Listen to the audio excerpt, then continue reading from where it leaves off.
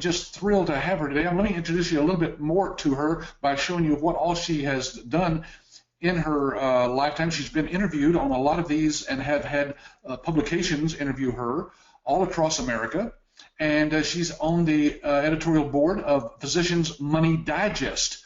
One of her latest books is going to be shown here in just a second, but here's some of the ones that she's written over the years. You can find her all over the internet. And her latest one that was just published literally this month was The Myth of the Rich Doctor.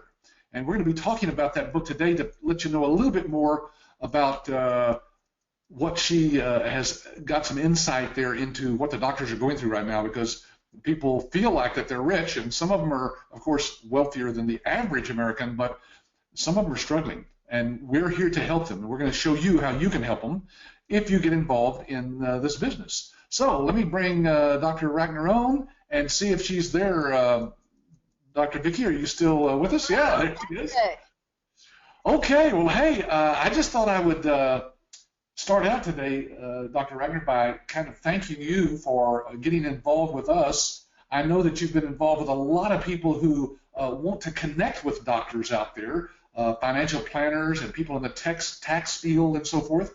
And so when I ran across you, it's been 2 or 3 years ago, I forget when, I was just thrilled that we had somebody that had your background and who actually had done some outsourcing of your own billing. Isn't that right? Absolutely. So is it okay if I just tell my story a little bit, Patrick? Yes, please. So I describe myself as an accidental surgeon. I was in a graduate program when I had a surgical emergency myself. By the time I got to the operating room, about half of my blood volume was in my pelvis. So I really thought that it was the end for me.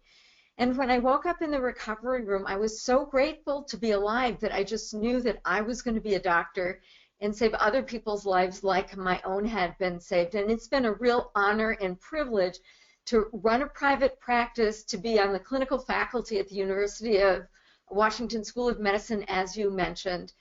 And I sort of have a unique perspective. I mean, there aren't a whole lot of people who've both had a life-threatening situation and have saved other people's lives. So in 2000, I started a business really helping doctors thrive, helping doctors and patients collaborate more effectively to achieve the personal and professional goals that attracted them to a career in medicine.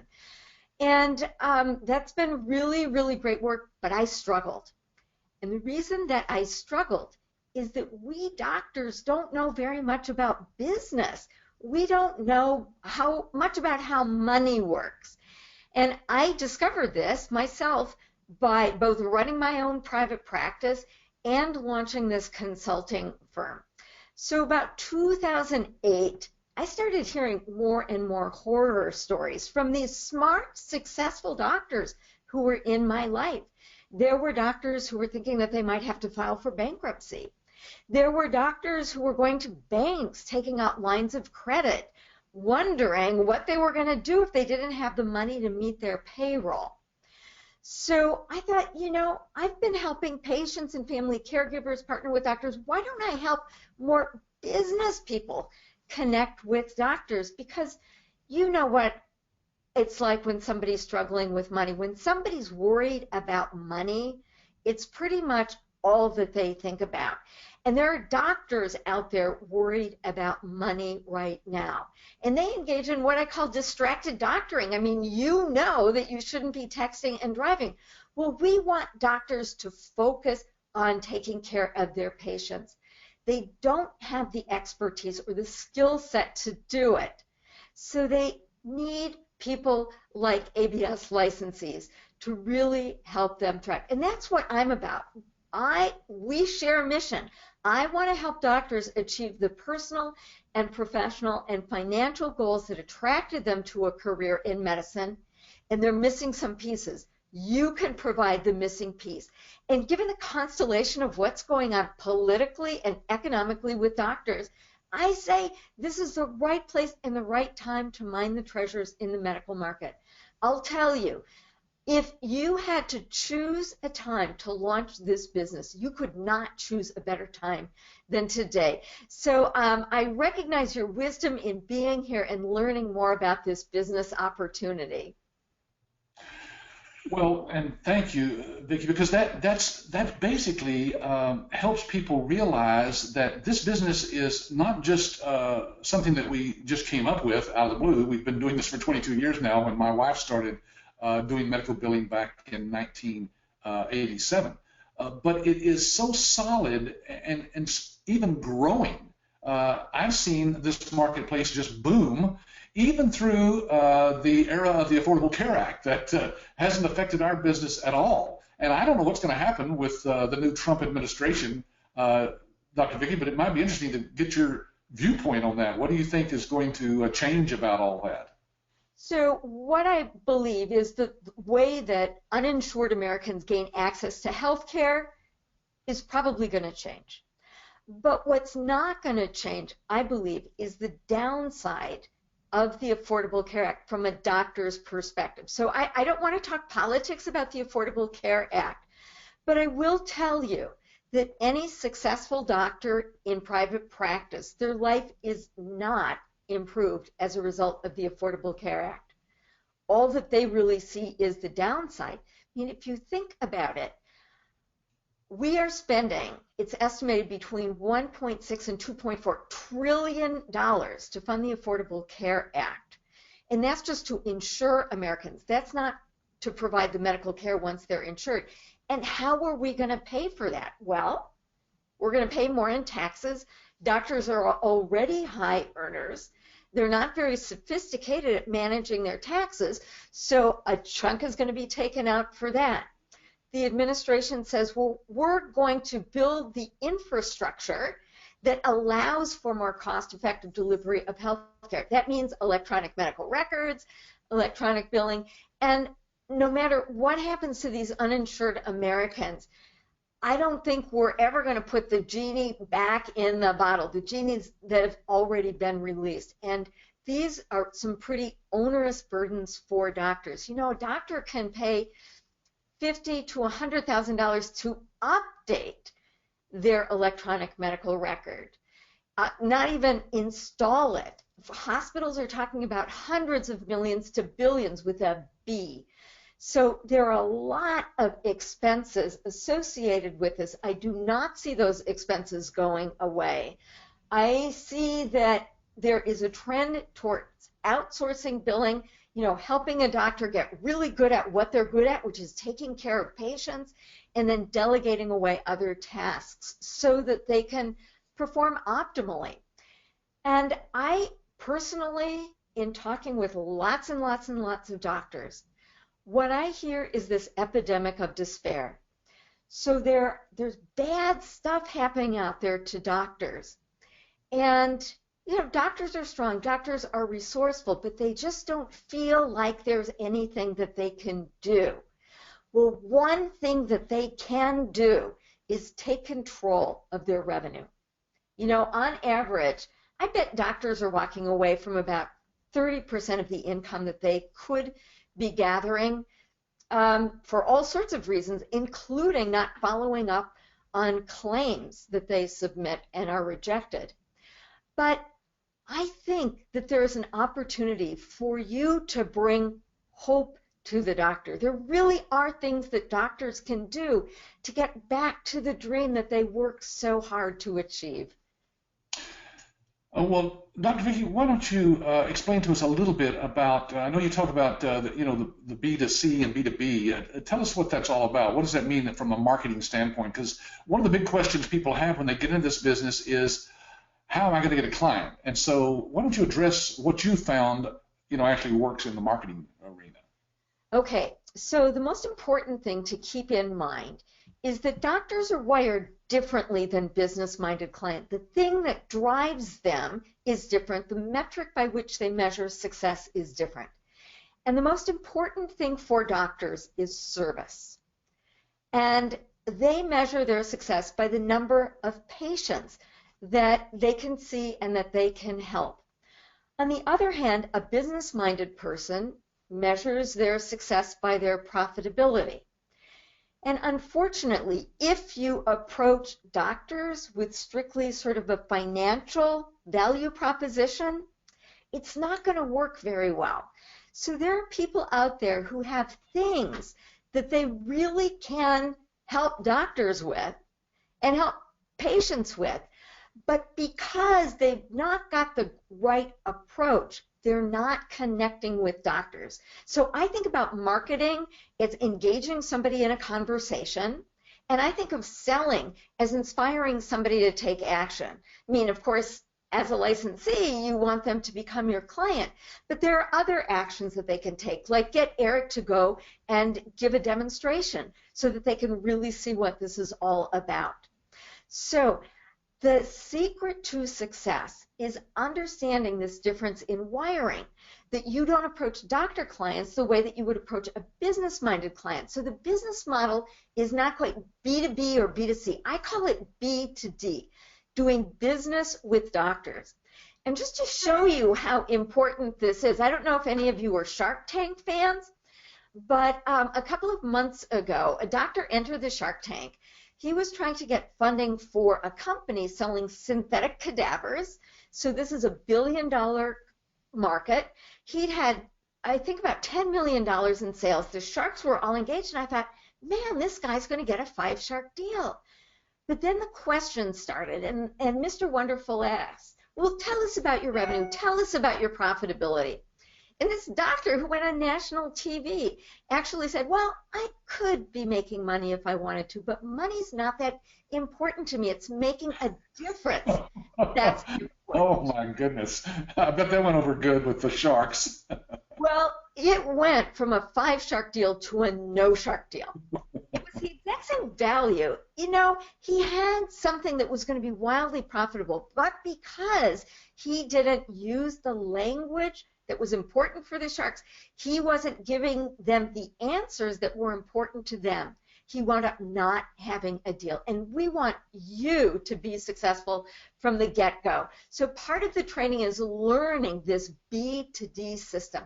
How do you talk to doctors so they're really going to listen? Because we've already established there's a market there, there's an unmet need. Now, how are you going to be the one to fill that need? And fortunately, ABS sort of has the soup to nuts solution. Not only do you get access to these proprietary systems, but you're going to learn how to use the system, and most importantly, how to build a successful business by acquiring more doctor clients. Yeah, that's what it boils down to is anybody thinks that they could learn how to do medical billing, right? It's just a matter of taking a course, reading a book, something on the internet, watching some YouTube videos, and you could probably learn how to do the actual mechanics of submitting insurance claims. I mean, that's not brain surgery, right? It's fairly simple, straightforward to do. But getting clients and building a profitable business is what is the hardest part about any business, not just this one, but any franchise or anything else that you buy out there. So, Dr. Vicki, address, if you don't mind, why this business seems to be one of those things that people should get into because of the fact that doctors need help, of course, one thing. Well, right. And, if you're at this webinar, you've probably looked at other business models, and here are the reasons that I think you've made the right choice by looking here. The first is the application of Sutton's Law. So Willie Sutton was a bank robber, and when he asked, why do you rob banks, he said, well, that's where the money is. And as we look at the U.S. economy, we look at jobs being outsourced. Doctors are here to stay. It's a growth industry, and according to the U.S. Department of Labor statistics, 9 out of the top 10 earners in the U.S. call themselves doctor. I was just sent this postcard that, Patrick, do you think we could back up? Yeah. So I just moved to Minnesota, and there are some people in Minnesota looking for a cardiothoracic surgeon, starting salary $650,000 with a $75,000 bonus. So remember, as a licensee, your income and a doctor's income run along parallel paths. So the more money they make, the more money you make. And boy, there is plenty of money in the medical market. You can go out and find all sorts of surveys about doctors' incomes, but we're talking good 6-figure to 7-figure incomes. Now, these are all self-reported incomes, but we have this data. So what you can figure out is, well, gee, where's the money for you? What kind of doctors would you like to approach? And we also know that the doctors who make the most money are the single specialty group practice. So it's the 5 cardiologists or the 10 orthopedic surgeons. So you know exactly whom you can target to strategically optimize your revenue from this business. But even from this chart here, office-based solo practice there at the bottom is still 222,000. So now what that translates to, we were talking about this earlier with Eric, Dr. Vicki, and that is not what you would base your income on if you were doing the billing for the doctor. You actually base your revenue on the total revenue that's brought in for that doctor. So this doctor who's making 222,000 could be bringing in almost $1 million a year. So it's a percentage of that you, as a licensee, can tap into and bill the doctor for doing the billing for the doctor. It's a very profitable business to be in. So let's talk a little bit about the strategic map and the tactical steps for flawless execution. What does that mean? What that means is that in order to succeed, you need to know how to go about getting in front of doctors and then inspiring them to take action. And I can't tell you how many successful financial services professionals, people who help doctors build wealth, approach me because they know that they can help doctors, but somehow they just haven't been able to get in front of doctors. So Patrick had mentioned my most recent book, The Myth of the Rich Doctor. And you know, people assume that doctors are rich. You look at the parking lot, you look at the houses that doctors live in. And while it is true that doctors can generate very, very attractive salaries, it's also true that they don't necessarily know how to manage that money that they're making. So I think about somebody being rich if they can comfortably pay for their desired lifestyle with their regular income. And I believe that wealth is the ability to support your desired lifestyle when your earned income ends. So we know that doctors generate very generous incomes. We make more than probably about 98% of the American population.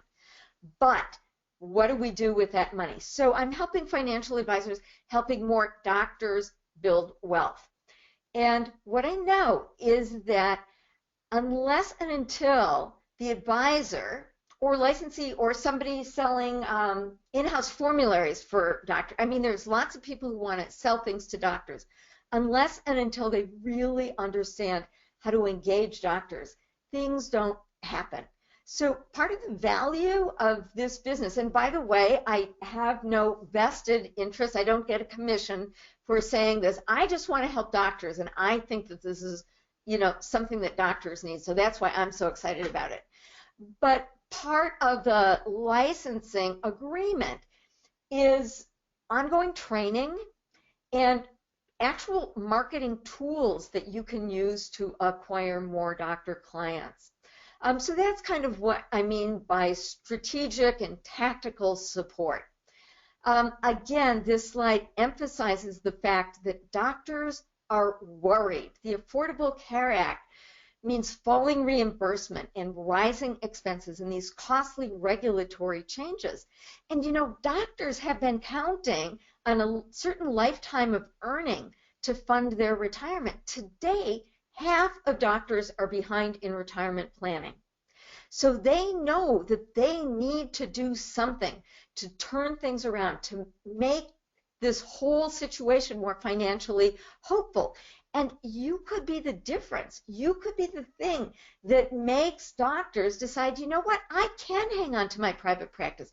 I don't have to sell my practice to the hospital and clinic if I don't want to. I've got an option to figure out how to be profitable doing the things that I love to do.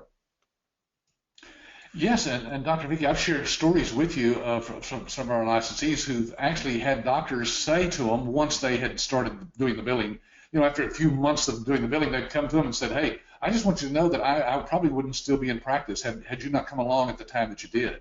because we've literally salvaged them from having to shut down their practice and maybe go to work as an employee, for a big hospital or something like that. So we know we're changing the lives of doctors out there. It's like the old man said who was throwing the starfish back into the ocean. A little boy came along and said, well, what are you doing? He said, well, I'm changing the lives of these starfish. And he said, well, you'll never be able to change the lives of all of them. Look at it, there's thousands of them. And he said, well, he picked up one and threw another one in there and said, well, I just changed the life of that one. And that's all we can do, right? One doctor at a time, one starfish at a time. So to kind of summarize here for people who are still wondering what this is all about, if this is your first webinar, you're probably wondering, you're actually helping the doctor get the payments from the insurance companies and from Medicare and Medicaid. And by increasing their revenue, you increase their revenue, and of course you make more money as well. So it's a very profitable business. Like I said, it's one of those hidden businesses that you can run out of your home, in your spare bedroom, in your underwear if you want to, and nobody will ever know it. Because I have licensees, Vicki, who are making more than some of the doctors that they're servicing out there. Absolutely. A small percentage of that. So really, the question that we get a lot, Dr. Vicki, is why? Why now? What is it right now? And so one of the articles I think that you sent to me was about the fact that we're facing a doctor shortage by 2025. Who would have thought? You'd think more and more people would be getting into this if there's that much money involved in it, but maybe it's all the government regulations and things that they don't want to deal with. I don't know. Well, the truth is that there are easier ways to make a good living. Be a software engineer. To become a surgeon, I went through 4 years of undergraduate training, then 4 years of medical school, then 5 years of residency. And during those times, learning about how to take good care of patients was my main deal. When my husband and I went out to a movie, we would often take 2 cars because if my beeper went off, I wanted to be able to go in and respond. So doctors paid a high price to do what they're doing. And there are easier ways of making money. So the people who are in medicine right now are really there with the spirit of service. They want to make a difference. Yeah, and people ask me how big the market is. Of course, we talk about general practitioners, family doctors, for example, but wow, when I started looking at the list of specialties, I just couldn't believe it, all the different things. Look, here's I don't know, 20 or so here. Here's another slide that has another 20 or so. I mean, it just goes on, and I don't even know what some of these things are, to tell you the truth, Dr. Vicki. There's some of them that are way beyond me even. So it's a big market. It's a huge market. If you look at the numbers, there's about 800,000 practicing physicians in the U.S. And I think that some of your licensees help other kinds of healthcare professionals, right? Like physical therapists? Yeah, durable medical equipment companies. There's ambulance services, and of course all of the the doctors of psychiatry and psychology and so forth. All of them bill basically to the insurance companies on the same standard form. Once you've learned how to do that on that one form, which doesn't take that long because we teach people basically the first day when they're in our workshop how to do that, you're just off and running at that point. Okay, so Patrick, I'm going to gently challenge one thing that you said. You said Yeah. anyone can learn how to do this billing. And that's anyone with the proper training can do this billing. So when I came out of my residency, I joined another surgeon in practice. His office manager went on vacation, and this guy's wife, bless her soul, thought, this can't be that hard. Why don't I just fill in? And I was offered an opportunity to sort of go out and be part of a multidisciplinary breast cancer team. So I physically moved my office. But just based on that experience, one of the decisions I knew with absolute certainty was I was going to outsource my billing. And that was probably one of the best choices that I ever made in my practice. Let the experts do the things that they do well. I didn't try to do my own taxes. It's a little baffling to me that so many doctors try to do their own billing. Yeah, who knows? They probably think that they're going to save money doing that by keeping it in-house, but the fact is that they probably spend, on average, twice what they would spend when you consider the overhead of all the people involved, the updates of the software, the hardware that you have to keep up, all those hidden costs that are there doing it inside the office. So I think that's why more and more doctors are thinking about moving it outside the office. Here's a question that came in just now from Daniel. He says, Dr. Vicki, as the industry shifts to value-based payment and episode-based model payments, how will this change affect the medical coding and billing systems like ABS? Well, I think that as billing and metrics for success become more sophisticated, the need to keep track of these data points is going to be more important. So I think we're going to see more specialization and more people realizing, you know what, this is not a do-it-yourself job. This is time to outsource it. And let me just give you a little example. So hospitals lose a lot of money when patients are readmitted to the hospital. You know, an elderly woman is treated for pneumonia, she's stabilized, she's sent home, and then she comes back in with high blood pressure or whatever. They lose a fair amount of money in that. So there are special codes that will reward doctors who are able to successfully help their patients make the transition from inpatient to outpatient. Now, how do doctors figure out about these codes? Well, it's from people like, you know, the people who do outsourced revenue management that are on the cutting edge of what's happening. So, you know, I was practicing during this era of managed care where there were a lot of changes, and I was just so grateful that I knew that the person who was doing my billing, that's all she did every single day. So while I was reading the medical journals about how to take better care of patients and I was going to medical meetings, she was reading the literature about what's new in billing, and she was sort of ahead of it.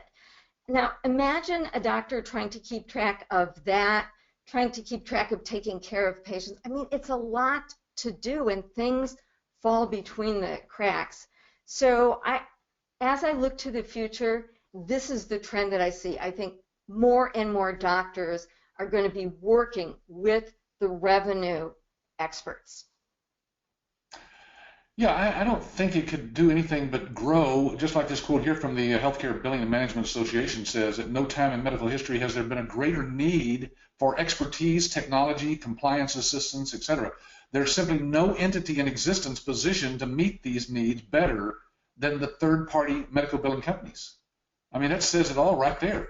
The people who have positioned themselves to do the billing for doctors outside the office can not only do it cheaper, but they can do it a whole lot better because of all the things that they are trained to do that the doctor's office staff could never take time to learn.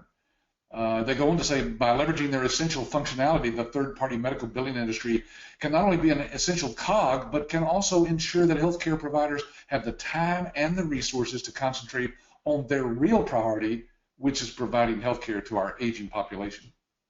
Now, Patrick, you told me that great story about the Porsche drawer. Oh, yeah. Yeah, one of the doctors that I ran across when I was out actually doing marketing for my wife pointed to the drawer there, and this was back when they were doing most of the claims on paper back then.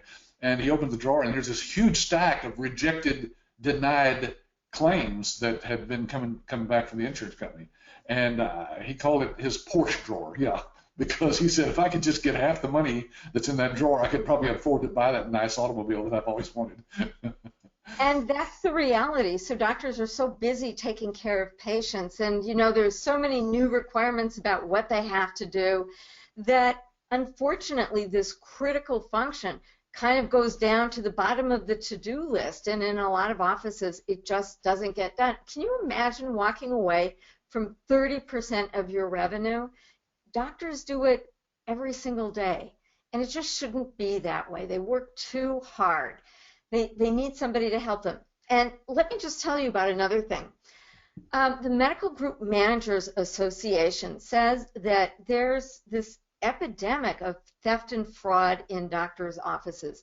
You know, everyone knows that there's theft in the grocery store industry and in retail sales, but medical offices are number one. And this is something doctors really worry about. They worry about things like getting sued, but they worry about theft too. And one of the other things that I appreciated about outsourcing billing is that we had checks and balances. So I had more comfort that the money that I billed and that I was owed actually made it to my bank account. Yeah, I mean, you can bring the money in, but if it goes out the back door with one of your employees, that's not a good thing.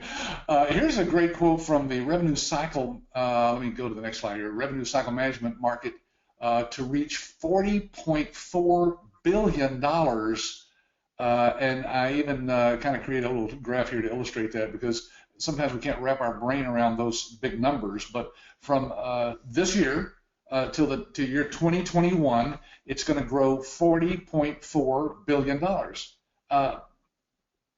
Dr. Vicki, all you need is a small piece of that stack of money there to make a pretty good living, you know? Absolutely. Let's see, there's a couple of other slides here. This is revenue cycle outsourcing to surge in the next 5 years. Now, that came in January of 2015, as you can see. So we're in that surge right now. So I tell people, if you're going to get into any business, it's always good if the curve goes up, like you see here in this chart, not down, like it is in some industries right now. Here's another quote from the New England Journal of Medicine. Can't get any more substantial, I guess, than that. Market analysts estimate that 24 cents out of every dollar are wasted on administrative and billing expenses. So there's a lot of money that doctors are spending trying to do it themselves and managing it themselves in their own office when they really don't need to do that. Here's that number that you've been referring to, Dr. Vicki. Industry experts have found that the average number of rejected claims for a medical practice averages around 34%. So it's those denials that get stuck in a drawer electronically, sometimes nowadays, of course. When they come back, they don't get resubmitted because the doctor's staff doesn't know how to do it or don't have the time to do it. And besides, there's another 30 or 40 new claims that they need to process today, you know, so it just kind of gets set aside there.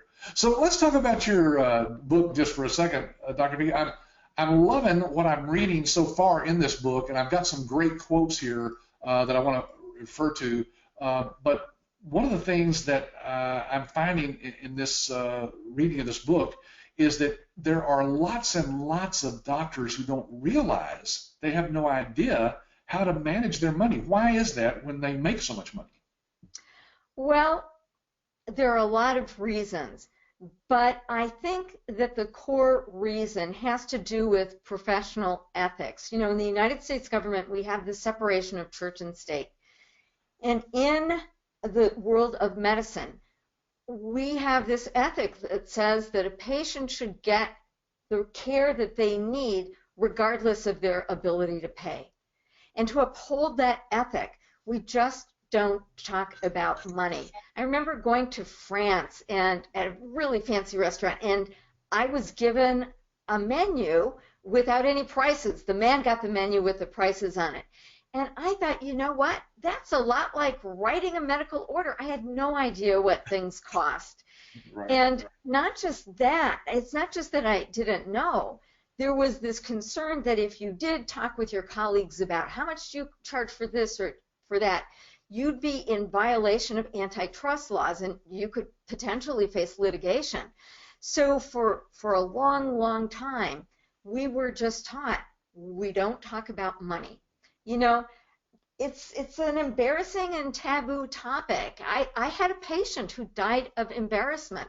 She was too embarrassed to tell the doctor about the blood in her stool.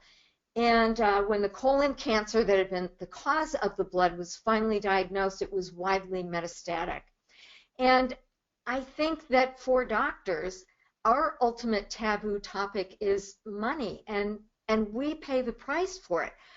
Further, we don't get any training in how money works. Can you imagine somebody borrowing, you know, $250,000 to go through medical school and nobody sitting down and talking about, doctor, this is how you're going to pay back the money? But that's how it is. Nowhere in medical school or residency do we learn anything about money. Do we learn anything about how to run a business? Because after all, a medical practice is a business. Right. And so what happens? Well, we doctors get our advice from the other doctors who don't have any formal training, and that leads to a bunch of doctors getting involved with what I call DDDs, dumb doctor deals. And it's a bad, bad system So this book is just kind of the story of doctors and their relationship with money, and what I've learned after speaking with hundreds, if probably over 1,000 doctors now. You know, I especially like this quote, of course, from page 83 in your book. I took a picture of it here because I wanted people to actually see what you say about that. In the second part of that highlighting there, it says, if you're in private practice, what is your claim rejection rate? Outsourcing your medical billing could bring your claim rejection rates to as low as 2 to 5%. Well, as you know, Dr. Vicki, our system that our licensees use nationwide, our averages is less than 2%. I mean, it's closer to 1% now. So it's incredible how much more money that we can bring in compared to what the doctors are now getting. And then I love your last statement that this may be the fastest and easiest way to increase your cash flow. And that's what all doctors, that's what every business is looking for, right? And increasing the cash flow.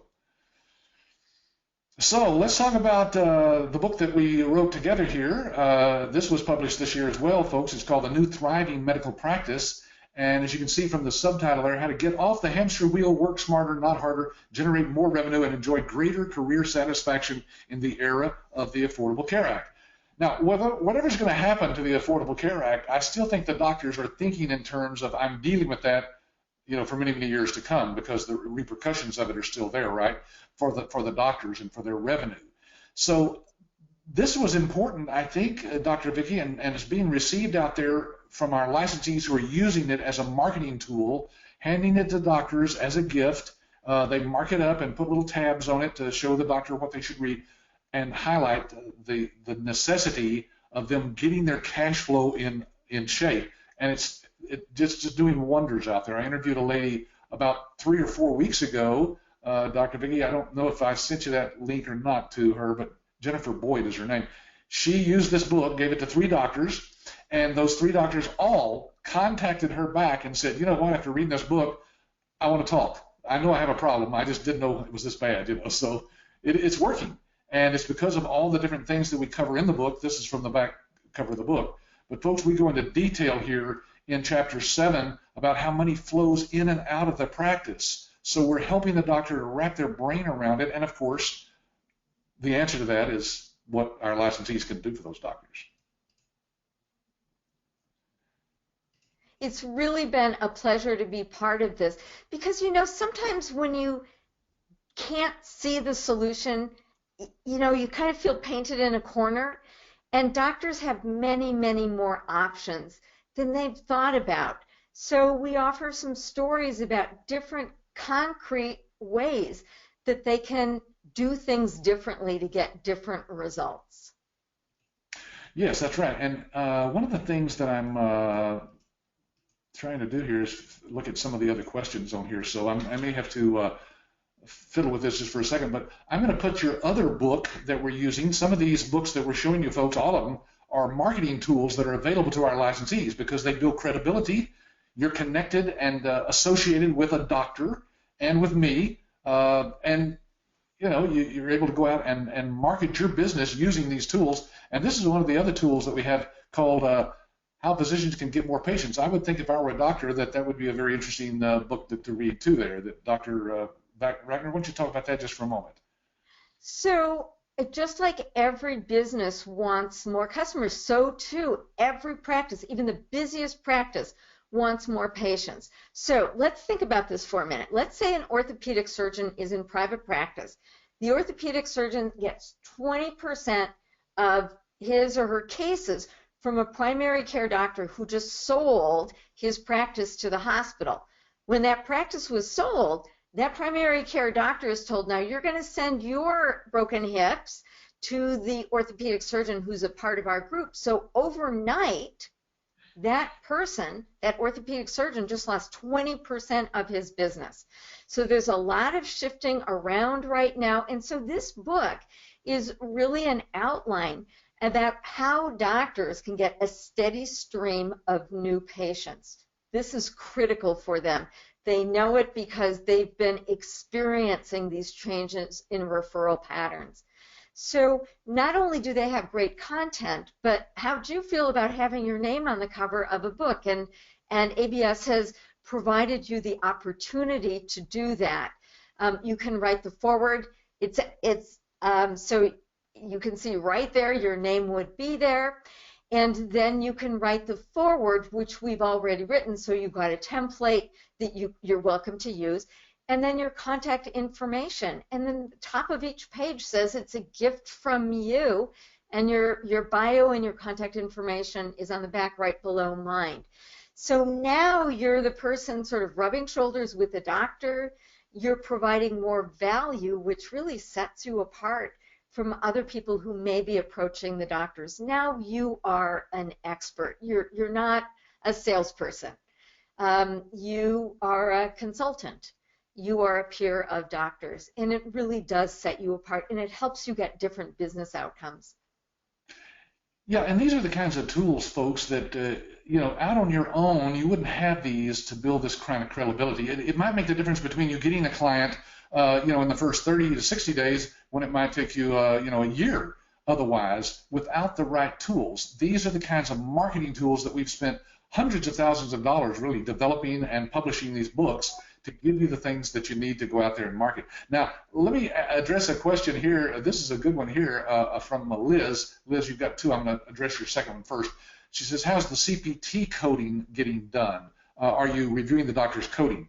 Well, Liz, the great thing is that we have a service that you can offer to the doctor. We have certified medical coders who will provide this service for you, for the doctor, for a fee, of course, but you're marking that up and making money on it. But anyway, it's an offering that you can give that actually reviews the doctor's codes and goes over those and makes sure that they're maximized. But the doctors are providing those codes to you through our electronic medical record system. It has all the codes actually already built in. Yes, all of the codes are in there. And so it makes it very easy for the doctor to choose the correct codes. And if they don't, we can offer that service that I mentioned called Code Right to the doctor that corrects some of those things. By the way, these are just some of the many, many tools, guys, that we have available for our licensees. There's a whole slew of stuff that you get in the package that allows you to go out and market the services that we have.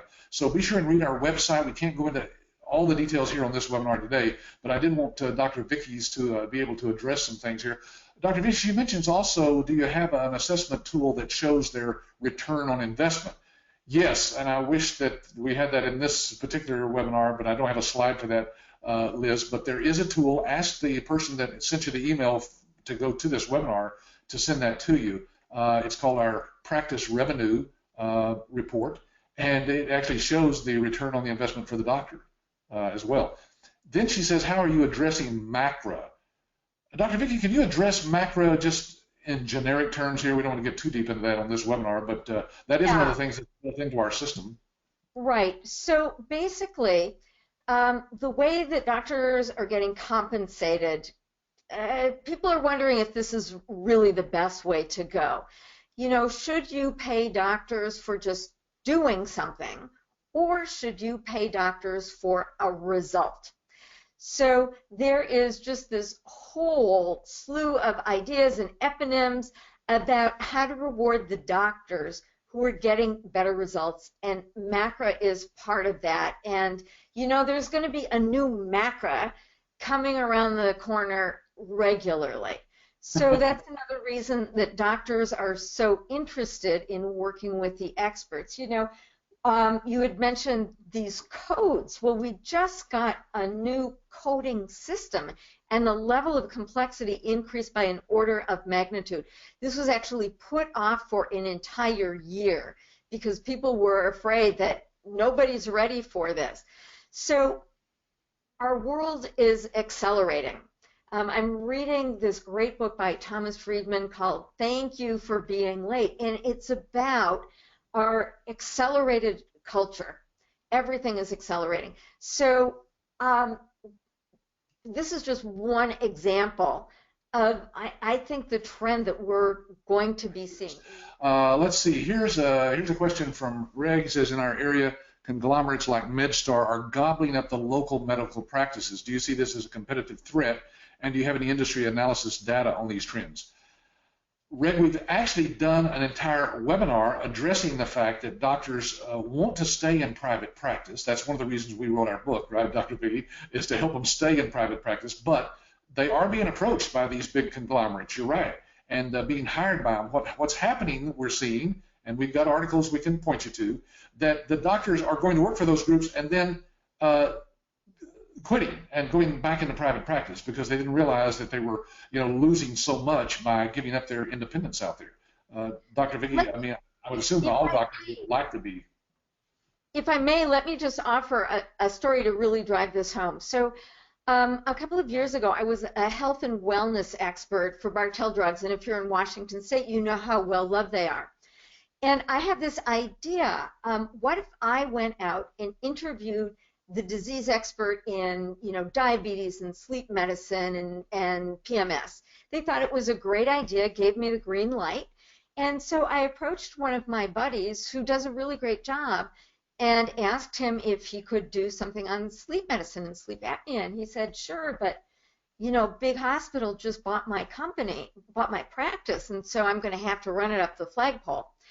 And now, just think about this. If somebody came to you and allowed you to have basically free advertising, do an interview with you that would go out to the entire population of Seattle, you would say, yes, this is a no-brainer. But the organization, in their infinite wisdom, said, you know what, it's just too labor-intensive. We'd have to have our PR person sit in on the interview, then we'd have to make sure that the edited interview was okay. So we're going to pass on this. Well, not only was this not a smart business move, but Bill, my buddy, had literally lost his voice. He trained for a lot of years to be the excellent doctor that he was. And now somebody else with no medical degree was telling him what he could and could not say. And this, for boomer doctors like myself, this is just antithetical to everything we hold dear. I can imagine. Yeah, that's not why you went into private practice. I mean, you want to be self-employed, just like the people who are looking at getting into our business want to be self-employed, doing their own thing. By the way, Catherine, let's see, I think she says she goes by Katie.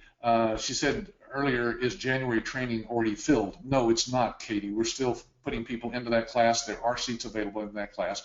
And then she also says, I'd love to be able to read these books, I guess the ones that we've been showing, before attending the training. Well, Katie, I'm going to tell you exactly how to do that. It's real simple. Get back with the person who sent you the email inviting you to this webinar. That's what we call your business coach. And that person can send you a PDF of those books so that you can preview those even before you become a licensee. But we send copies of the books, of course, in the big package of materials that we ship out to you as a licensee as well. You'll have physical copies of the books, including Dr. Vicki's latest, Myth of the Rich Doctor. We're including that now in our package. So it's a great marketing gift to doctors. They all need this book, folks, every one of them. And so she's even made these available to you at a very special price. It retails for, I think, $24.95, right, Dr. Vicki? Yeah. Yeah. But anyway, she's got a real special price for our licensees to be able to use those as handouts, basically. You mark them up. We're going to show you some things to highlight in there, especially page 83. And then you'll be able to mark and to tab that so that when you hand it to the doctor, they've got some things that they can turn to and verify that, what you've said to them is true, because here's one of their colleagues actually saying that to them. Let's see.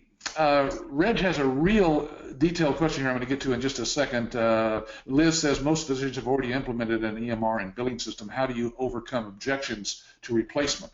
Well, in many cases, Liz, we don't. We don't object to that at all. They can continue using what they've got. We can tie in with their current system. And many of our licensees just let the doctor continue to use their current system. They're tying in with it. We can actually import some of that data if we want to into our system, if they're willing to change. Some of them don't want to change, and that's okay. You don't have to cause them to do that. So, okay, well, let's see. We got about 3 minutes here, Dr. Vicki. I wanted to thank you so much for being on here today and sharing your insights into this. I think having been in private practice and realizing the need to outsource carries huge weight with people who hear what you have to say. So thank you for sharing all that you've done today with us. My pleasure. Thank you for the invitation. I think your success, the success of your licensees, means that more doctors are being more successful, and that's what I'm all about, helping more doctors thrive.